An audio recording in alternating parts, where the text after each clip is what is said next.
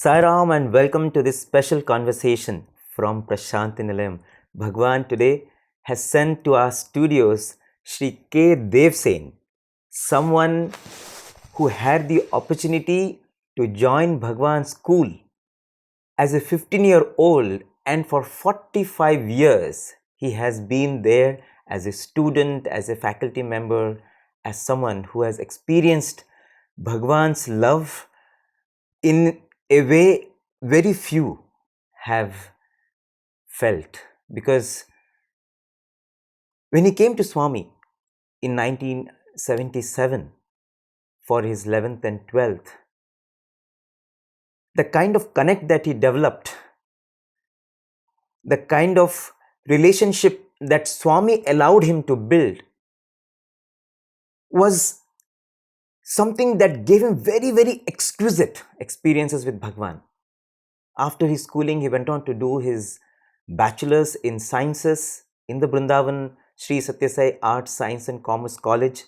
Later on, Bhagavan asked him to do his Masters in Mathematics in the Prasanthi Nilayam campus. In fact, he has the unique distinction of being the very first batch of postgraduate students after Bhagavan unfurled the university, our university, Sri Sathya Sai Institute of Higher Learning in 1981.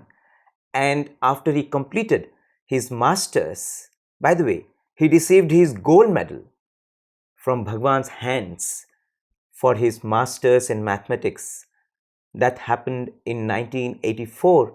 And after that, Bhagavan gave him the opportunity to continue to study in Swami's university and asked him to do his PhD. And his research area, the scope of his research work, his research outcome, everything was directly guided by Bhagavan. And even as the research in mathematics happened, there was a lot of inner search that Swami put him through, beautiful lessons that Swami asked him to inquire, so that there was that evolution in his consciousness that Bhagavan was constantly guiding, goading him to. And after he completed his research, Bhagavan gave him the opportunity again to be a part of his institution by serving as a lecturer in the Vrindavan campus. So he was there for 6 years in Vrindavan campus of Sri Sathya Sai Institute of Higher Learning, and it was during that period that the computer center in the Vrindavan campus was set up. Bhagavan personally inaugurated this institution.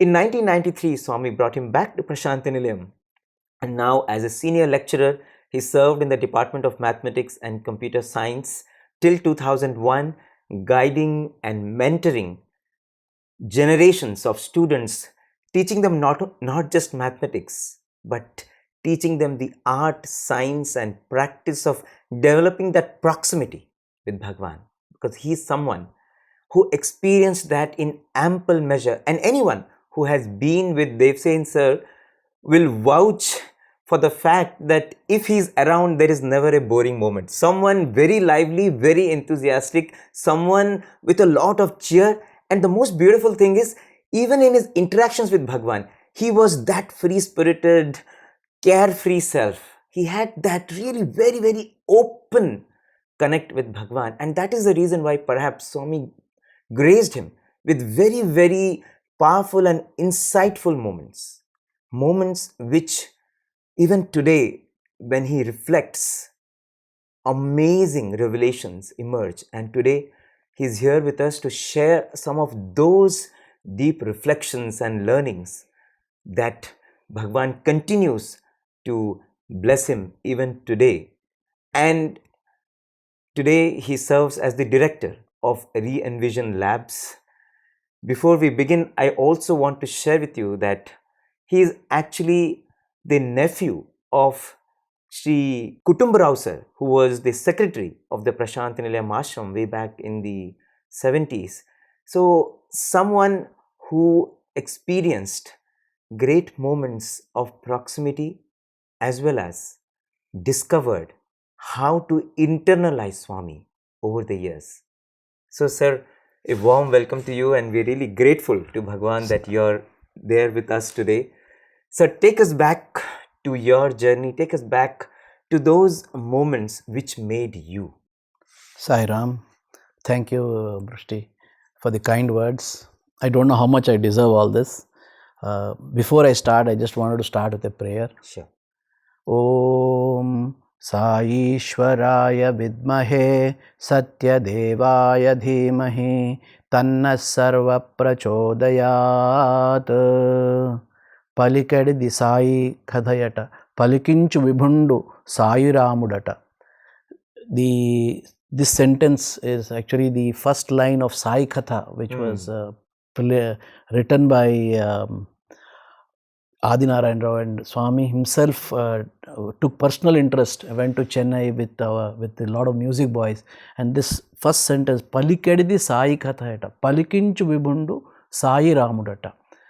Whatever we speak, it's all His glory, His story, and the one who makes us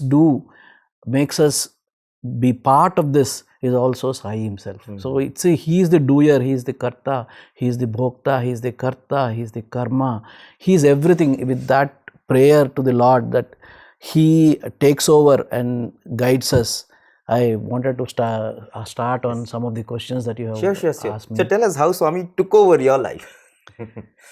Yeah, I joined in 1977 in Swami's college in Vrindavan after my 10th.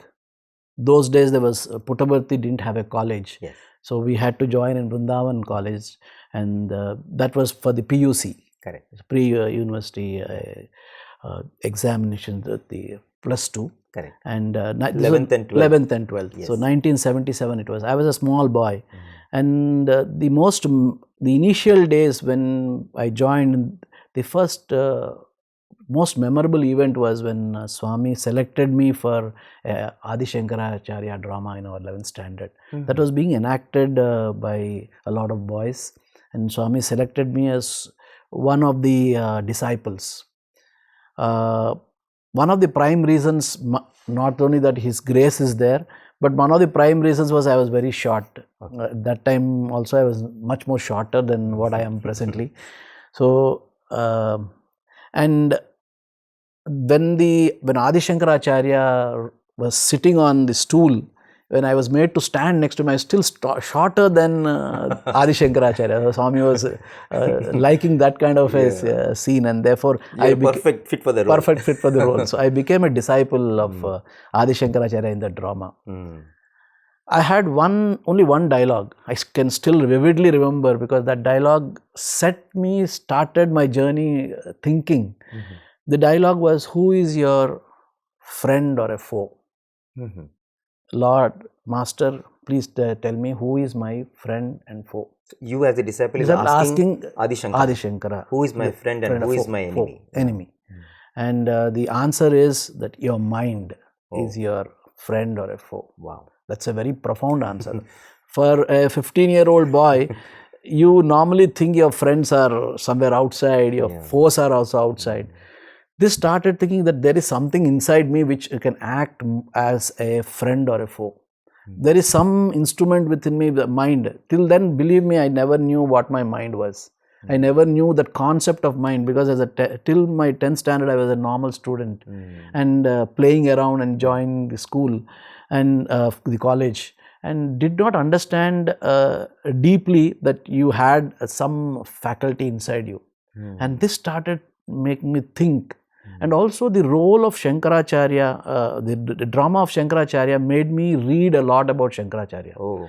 Because if you have to enact a role, you should know what the characters are. And therefore I used to go to the library, read up those books and read a lot about Shankaracharya, read about his disciples, read about what is the relationship between a guru and a shishya. How does it happen? That made me think that, might be Swami wants me to be also, follow that kind of a route towards him. So the attitude of being of service to the Lord, to your master, to be following his command all the time, to be ready to serve him at any moment, was what was guiding me. And for the next few years, I should say, that was what was, motivating me all through. So when Swami used to, let's say Swami, those days in Vrindavan, there used to be animals, the cage used to be there.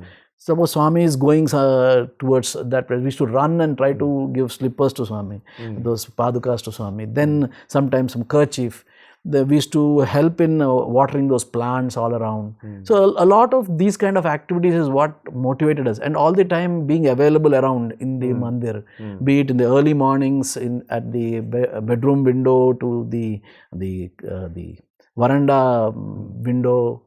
We used to run around all the time, be there only, and try to get 1.1 in our line when we go for evening bhajan. So this is what was guiding me, and this relationship, this kind of a life went on for quite some time. So all through the student days, you think, how do I get close to Swami? How do I get more opportunities? More opportunities to Swami. How do I serve Swami in different ways? Explore. Yes. Like how a disciple would want to serve the master. So we learned Vedam so that we can chant in front of Swami. We learned, we were part of the kitchen group. We were part of, when Swami comes to the hostel, help in the arrangements.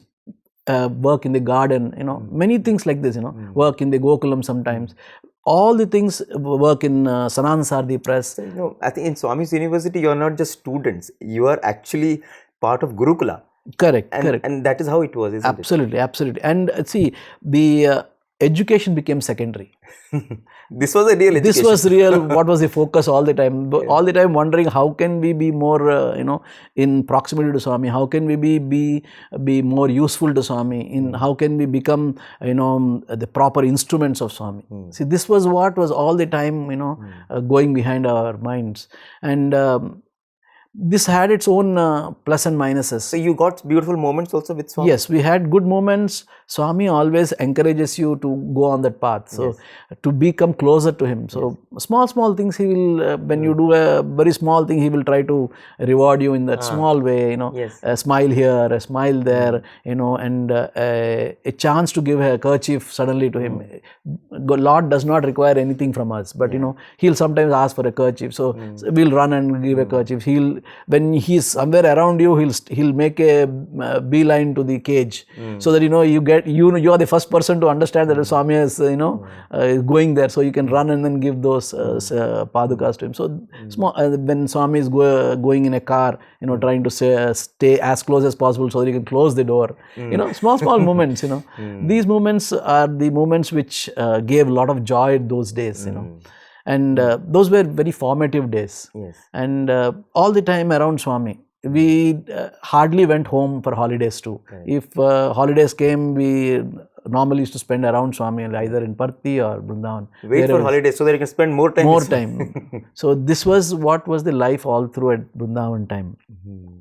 So a phase came when the Vrindavan life ended, and then we had to join the MSc Mathematics here. And I was not very good at mathematics. I am not a very strong in studies, and mathematics was not a great subject for me. But Swami told me take MSc Mathematics. So I thought that was a really scary moment. Can I really take it? But after having verified with Swami once more, I felt Swami wanted me to take mathematics, and I left it to his will, to guide me through. And we were the first batch of MSc PG students for Sathya Sai Institute of Higher Learning. 82 to 88. 82 to 84. And those days were, very beautiful days, because because the first batch of PG, Swami took a lot of interest. We were around 45 of us in all the branches, and Swami used to spend quite some time to understand, how we were progressing, how the departments were progressing and stuff like that. So those days were very good days. And after that, Swami asked me to join the PhD program after my MSc Mathematics. By Swami's grace, we got a gold medal there. Of course, very strange. I mean, you're saying you're not very comfortable with mathematics, but you got the gold medal. So that is something which is Swami's grace, and Swami wanted to confer that gold medal on me, I suppose, because I really, seriously, I don't deserve it at all. So it is Swami's grace, and that was we got a gold medal there, and then joined the PhD program. And So you wanted to do PhD? No, certainly not, certainly not. Okay. I was the last person to think on those lines. Okay. I was more interested to serve Swami. If Swami gives me some job somewhere, Just stay and my serve. colleague got a job, and I was also very happy that I was also hoping that I will also get a job Anywhere in the anywhere. trust, Any job, anything is okay, because those days the whole mentality was serve Swami somehow or the other. That's it. Just be around Swami. Yeah. And Swami asked me to join PhD, and Swami guided those during those days, the PhD boys, of what research we should do. We should do research which is useful to the society around. Swami used to talk about it to the PhD students, to the guides and others. So be careful when you pick up a topic. Topics. Don't do something which is very gadankan, which is very academic oriented, but try to do something which is useful to the society. So, and in mathematics, to understand a topic which would be useful to the society was something which was bothering me a lot at that time. And Swami very gracefully in a conversation, informal conversation, he was saying, you could take up research on, how crops are grown here, how the light helps in the growth of the plants, how water helps in the plants, how he was talking on those lines. That's how, and then he was looking at me, and it suddenly struck me, might be I should take up that kind of a topic, and went back, started doing research on whether such a area exists at all, and believe it or not, that's a huge area. So mathematical modeling of crop research, and the light absorption by trees and water. So many factors in agriculture. The mathematical modeling is very huge, and so I took up that area, went deep into it, and it was we also had the pre-PhD exam, and we got through all that. And almost every other day Swami will pick some of us up, because me being very short in stature, and my frame is not very big, so Swami used to pick me up and say to some guests who come, this you know who this boy is? And then they will say, and then what is he studying? They will say some degree or something like that. No, he's completed his PhD already. So that is to give me a scare. Surprise them. But that is to give me a scare all the time. I'm still struggling with my PhD. I've not done anything. And Swami is already saying that proclaiming that I've finished my PhD. So this is to give me constant scare, When I go back, after that. Meeting his expectations. Yeah, meeting his expectations. Are we, can we really do it, Are we there at all? Because I was not seeing any light. Frankly, that was not an easy topic by any means, and it was not easy for me too, because I am not an extraordinary academic guy. So that was giving me a lot of trouble. And area being new, I didn't have a great amount of guidance too. From that sense, because the professors that we were in another area, and this area was a totally new area which I had selected, and therefore it was a constant struggle for everybody, both of us also. And we were all trying to understand the topic and go more deeper into it. And around 2.5 years got over, and this was bothering me a lot, and Swami's expectations are growing up, and we are nowhere near the mark, So one day I was really feeling that way, and then constantly I used to feel this. One day I think Swami took mercy, and then he appeared in my dream. This experience I told in front of Swami. So Swami asked me in Tribundan to narrate this incident. Oh, wow. So Swami came in my dream, and he was agitated type, angry. He took me by my hand, took me to a blackboard, and started writing equations. Writing equations, all double integrals, and very serious. And then he's telling me, this is how the light absorption will look like. This is how transpirational water loss will be modeled. This is how you have to start. These are the assumptions you have to make. This is how you have to move the whole steps, and what should be the final result. Wow! And like that, he's telling me very clearly, very clearly, very vivid dream. And after that, I got up with a shock, and I wrote down everything. Wow. I immediately went back, took a paper pen, and then wrote it down.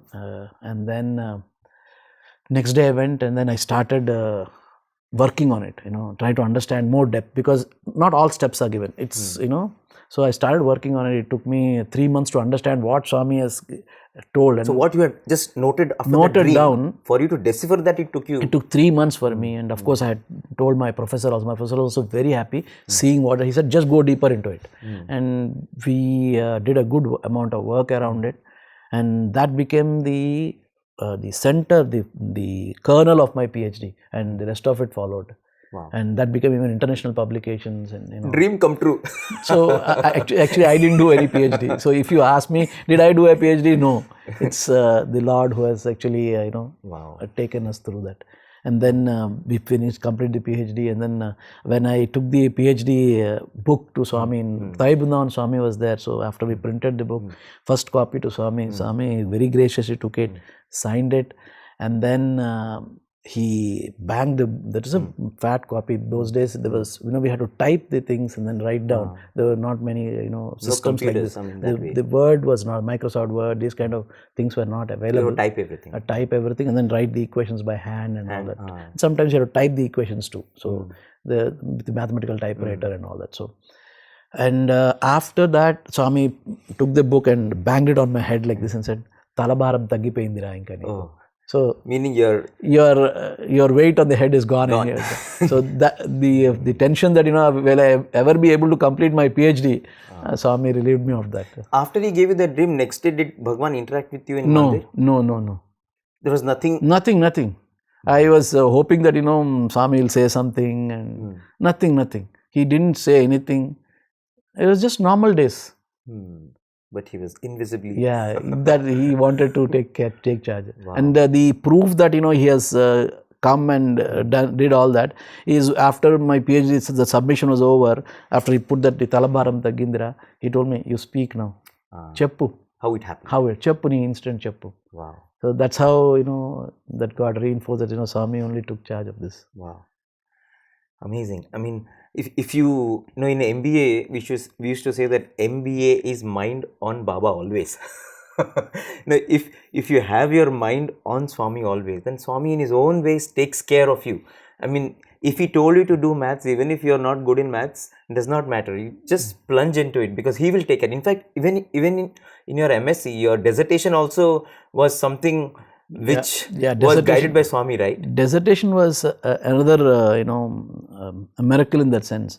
We were supposed to do the last semester a dissertation in MSc mathematics, and my professor had given me a topic on stratified fluids, and I had taken up one standard paper, and then centered my work around it, and did some work, and wrote down whatever the whole dissertation and handed over to my guide. Unfortunately, because he had other work and there were other papers around, somehow it got misplaced. So it got misplaced somewhere, and then there was we couldn't find the papers, and including the original paper went off. So this was around February ending. We were supposed to type and give everything by March 15th maximum, because our exams are going to start and the other papers we had to read. So I was in the hostel at that time, and it was around the afternoon time. Swami was in Parthi only. So it was around 2:30 or something. Finally we realized that we'll have to redo the whole thing. And I was totally shaken that I cannot do this. So I think those days very difficult to get information because we didn't have any internet, nothing of that sort. And then whatever few research papers we could get, with that we had to base and then start working on it. So, and the equations also had written down and given. I had kept any rough copies also with me. I had given everything, and somehow that was lost. And the whole work was based on one paper of Omar Slay. He's also a leading mathematician in stratified fluids. He has written hundreds of papers, and one paper on which I based my work. And when I went back to hostel, it was around 2:30. I was quite slightly disturbed. Naturally, so many months of work, and then the exams are nearing, and then you just have 15 days. How can you do all this again? And this was what was bothering me. So I have a photograph of Swami with Abhayam, which Swami had signed, a black and white photograph. And that was in my cupboard. And I told Swami, I have done my duty. I am not going to do anything further. And in case we'll have to repeat the course or you'll have to do it again once more because this dissertation, I am not interested to do all this. Anyway, I'm not really very downcast. Very down. I'm not anyway. After so many weeks and months of effort, everything is gone. And anyway, I'm not interested in any degree. So I was very happy. Okay. Swami tells you will not get the degree. No okay, problem. That's okay, fine. But I'm not going to do anything more. So that's what I thought. I told this to Swami. I said, I'm not going to do anything, and peacefully laid down my. We used to have that mattresses. I covered myself and laid down. Didn't go for darshan. Didn't go for darshan. I was not very in the mood to go for darshan. So I lied down. Around 4 o'clock, somebody came and then told me, you got a courier. I said, me, a courier? Impossible, because my father was here and I had no business to get a courier. And nobody will send me a courier at all. So I asked from where. So I went to the postman and he gave me a courier register post. Those days it used to be register post. Okay. And it came and it's from Canada. I said, from Canada, me? Is it sure? No, my name was very clear. So he gave it to me and I opened it. It was from University of Toronto. I don't know from who sent it to me. Library, seal was there, University of Toronto. And only that paper of Umar Slay is there. Nothing else is there. The paper on which you had based your Based my work. That's it. Dissertation. Nothing else was there. There were not even any letter. There were no covering letter. There nothing. That's all. That was there in the register post. I took it. I was so thrilled, and I said, Swami, now you've given me. I have to do my work now. Swami saying, I'm now helping you. He has given, so I'll do. Then I immediately changed my dress, ran to Mandir and sat. And by the time Swami, those days Swami used to come around 4:30. Swami finishes darshan. And boys were, sitting still. So I went and sat somewhere at the back. Those days were sand days. So Swami came after the interview. Swami used to still walk around once.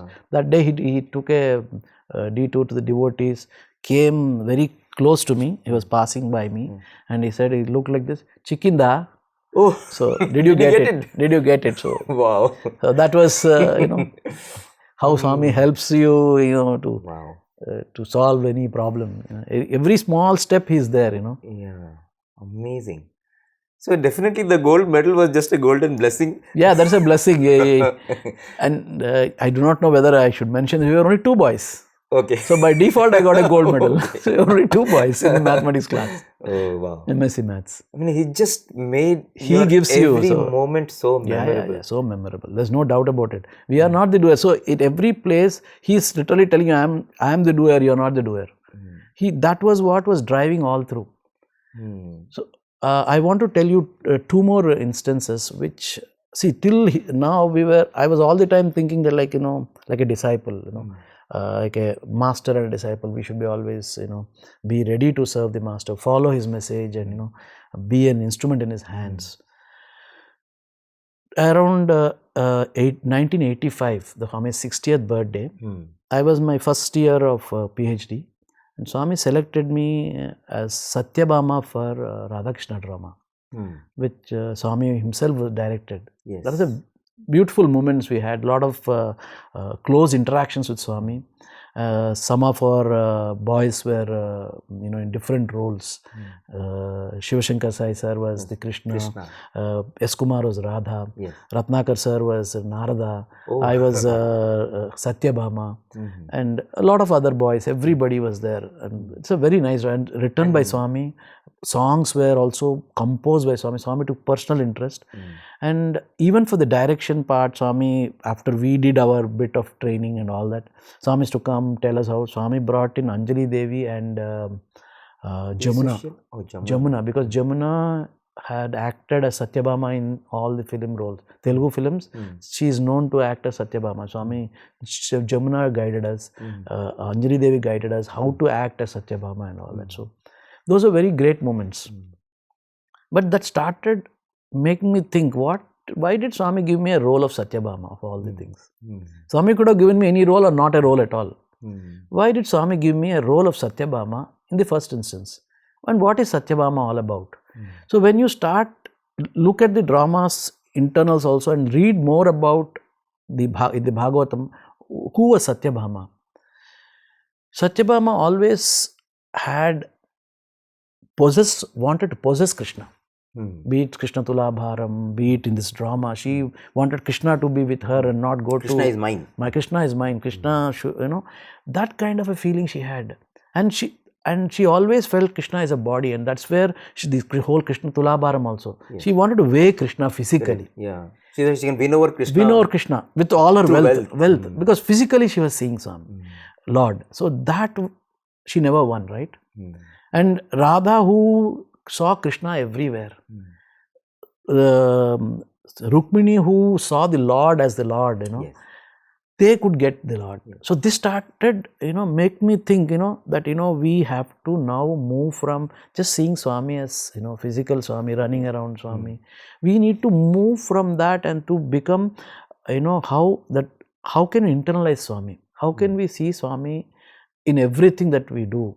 How can we see Swami in what we daily think, to walk, talk? How are we able to, not physical Swami. We have to, all this days also we used to think about Swami, that whatever we do. But all the time we used to think about, this will make us make in the line number 1.1. This will, if Swami comes, we can give a kerchief here. These kind of stuff was going on. But can we now move from that part to offering all our activities to Swami? Every thought, word and deed, in a way that, we are able to see Swami and gain Swami internally. And therefore, external Swami will automatically come and it's immaterial. That was what made me, this drama actually, made me think. And a lot of deep thought went into it. I restructured myself in the way we have to be with Swami.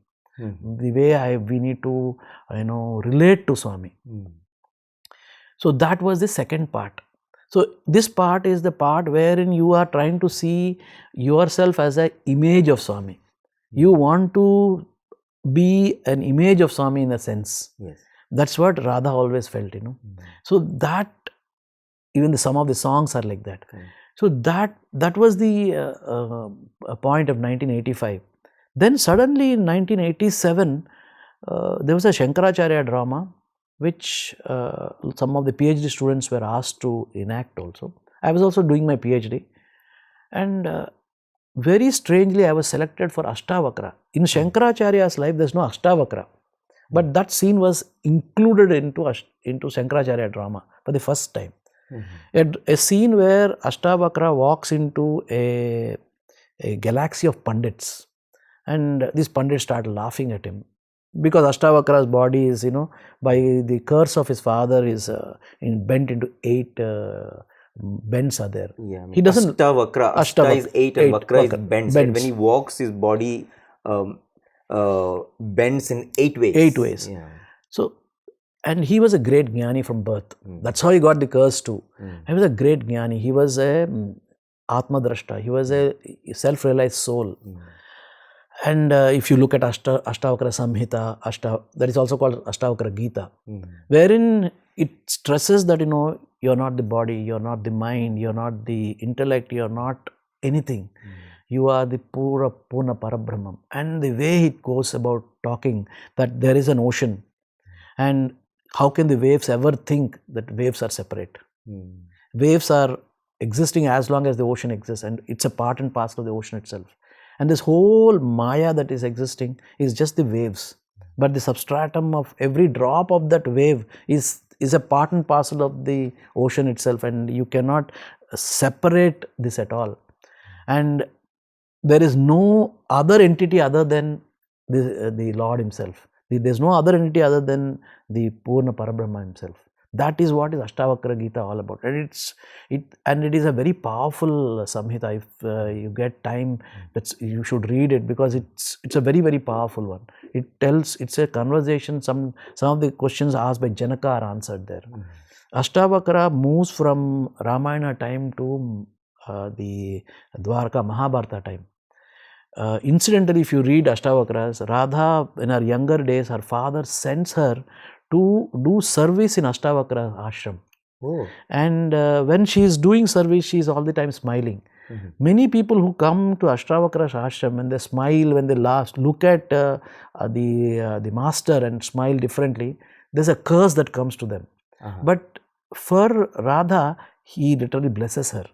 He says, you are smiling because you are seeing Krishna in me, in everywhere, in all the things. And therefore, you be ever young. So that is blesses Radha, that you can never become old. So that is what is Ashtavakra's role. And the dialogue given to me was very, very powerful. And when they're all laughing, Ashtavakra also laughs. And laugh very loudly. And suddenly all these pandits calm down and then say, why are you laughing? We are laughing because you are bent, and therefore your body is bent. The way you coming in makes us laugh. He says, I thought I came to a gathering of pandits. Pandits are people who are samadarshana, who have equanimity of drishti, samadarshana. Equal vision of everything. But here I see cobblers. I am not seeing pandits. Only cobblers see flesh and bone. You are seeing only my skin. Skin and my form. You are cobblers. You are not pandits. You are not realized souls. You are not jnanis at all. That is a very powerful dialogue. That made me think, what if we are relating ourselves to Swami in a physical form? Swami looks us as cobblers to all of us. We look like cobblers to Swami. If you are not going beyond. If you look at Swami as only a physical body, for Swami we might appear like a cobbler. Just think of it. That shook me like anything, that we need to look much beyond what is Sai. What is Sai Tattvam? Can we say Sai Tattvam was 5.5 feet, having a beautiful, enchanting form? Yes, that is true. But is Sai only that? Is Sai much more than that? What is really Sai? Where is Sai? Where can I find Sai? How do we find Sai? This is what, took me a lot deep inside. And that journey has been really, a journey where you have to annihilate your ego. That is, sometimes it might appear to be very simple to do that kind of stuff. It is not that simple. Annihilation of one's ahankaram, annihilation of one's self itself is a biggest courageous act that you can ever think of. Greatest adventure. Biggest courageous act that you can think of. And that journey is what is on. And to see Swami as the Purna Parabrahman, to see Swami in whatever we are doing, to see Swami as ourself itself, in everything, in every atom, right from Anu to Parabrahma, is a upasana which we should do. And in Ashtavakra Samhita, some of the upasanas are mentioned. And this is how Swami has led me from being a Shankaracharya disciple as a young boy, to moving to a stage where you are, a consort to the Lord, but all the time possessing Lord. You are his reflection, but still not knowing what the original form is. You not knowing the sun. The shadow does not know what the sun is. Shadow of sun does not know the glory of the sun. If the shadow does not know the glory of the sun itself, there's no use of a shadow at all. That was what is Satyabhama's role. And finally, Ashtavakra's role makes us realize that you should become the sun itself. There is no way, there is no difference at all. But there is this kind of this maya, this vesture that you put on is what is really giving us this difference. And this reminds me of what Lord Hanuman had said. When asked about him, who are you? He said, I am in the physical form. Yes. If you look at my physical form, I am the servant of the Lord. When I am in my Jivatma, I am actually his image. When I am my pure Atma, I and here one. I am the Lord himself. And this journey of Adi Shankaracharya to Satyabhama to Ashtavakra is that journey which I felt. I felt Swami was teaching me this lesson, that you are not just the body alone. While in the body sense, you should be like my servant. In the Atma sense, you should be like my reflection. You should not have any aberrations in that reflection, but still be my reflection. And in the true sense, you should become me. And that journey is what is the most enriching journey I've had. And I'm not saying that I have not completed a journey. I'm still at a long way to go to reach his feet. Amazing. When you think about it, that is how the Supreme Master teaches. Swami does not directly give you the lessons. Swami gives you the opportunity to do that drama. And I think every moment that Swami gave us, he was constantly teaching us. He was constantly training us. And that is how, when you reflect now, okay, why did he speak to me? Or why did he give me that chance? Why did he give me that opportunity to do that role? Or why did he give me that opportunity to go to him and do this particular seva? I think everything was towards giving us that real education, as Swami says, Sa Vidyaya Vimuktaye. I mean, that education was what was happening. As you said, I mean, these PhDs and dissertations are nothing. Swami can give it to us just like that. But the other education is what is and most this is important. what is true love, I feel. Yes. The love of Swami is, 1,000 mothers, they say, more than 1,000 mothers. What is the real love? If you really deeply think, you are love itself. There's no difference between you and love. And Swami is the form of love. Swami said, love is my form. And deeply inside, the Purna Parabrahma Tattvam itself is love. So, I always, when we read that sentence, Bhishasmadvatah pavate, Bhishodeti suryaha, Bhishasmadagnischendrascha, Mrutyurdhavati panchama iti. It's said in the Vedas that, the sun rises, sun, moon, all of them rise to the fear of whom? The winds float to the fear of whom? The death god functions to the fear of whom? Actually, this is not a fear. It's a love. It's a lack of love. This I understood sitting in the darshan. Why all of us were so disciplined, wanted to follow Swami, wanted to do everything to please Swami. Everybody, anybody who has come to Swami's fold will experience that. Because what if Swami doesn't look at me? Swami doesn't come close to me. Swami doesn't come near me. Swami doesn't take my letter. That fear of lack of love. The fear of losing his love. That is Bhishasma. It is not that he has a Ugrakaram. No. That is a wrong interpretation. So everybody, be it the sun, the moon, everybody functions because they don't want to lose his love. His love. That is what is. Because you can't withstand, you can withstand anything but not being deprived of his love. His love, lack of his love gives you all the troubles of the world. The greatest curse that you can have for anybody is Swami just removes his love from you. Finished. And that's what is to happen. All the boys, Swami doesn't talk to us. We used to pine for him. And then, the Lord of the Lords came down to such an extent that we could go and get of him, go and plead with him. All the boys, Swami, we used to ask him. And Swami said, I'm not angry with you.